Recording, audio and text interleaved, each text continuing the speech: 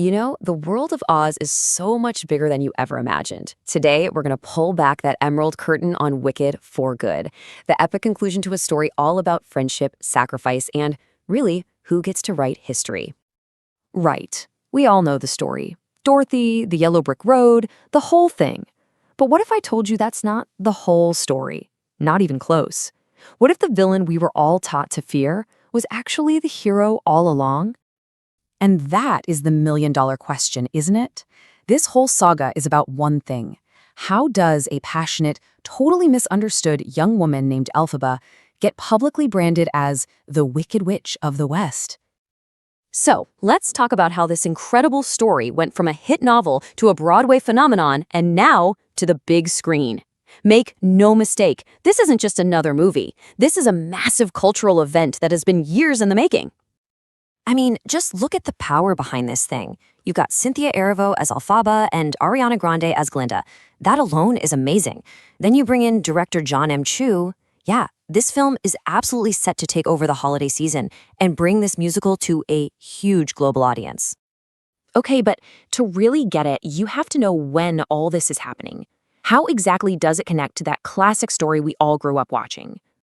It's simple, really. The two Wicked movies, they're prequels. This is the story that happens long, long before Dorothy's farmhouse ever lands in Oz.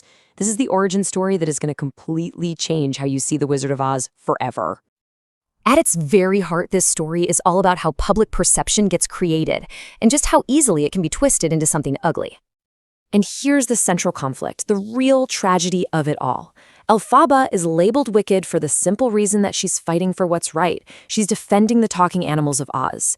Meanwhile, her friend Glinda is adored as the good witch, but she's trapped. She's in power, but she's burdened by this horrible secret that she just can't reveal. So who's the real villain here? Well, it's the man behind the curtain, of course, the wizard. He puts on this big show of being a powerful, kind ruler, but in reality, he's a total fraud. He has zero magic, and he holds onto his power by spreading lies and propaganda to turn everyone against Elphaba. And this all builds to the emotional heart of the entire story. Elphaba and Glinda finally get to see each other again, and they sing this iconic duet, For Good.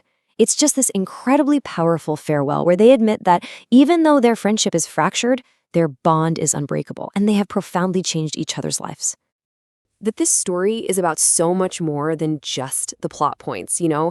It digs into some incredibly deep and honestly very relevant themes.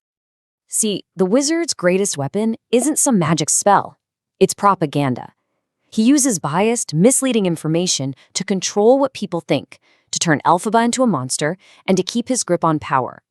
It's a fantasy story for sure, but it's grounded in a tactic that is very, very real. And these are the big ideas that really give the story its staying power.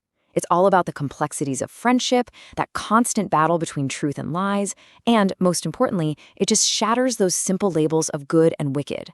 It really forces you to ask, what does it actually mean to be a hero? So why? Why does this story continue to grab audiences, whether it's on a Broadway stage or now on the big screen?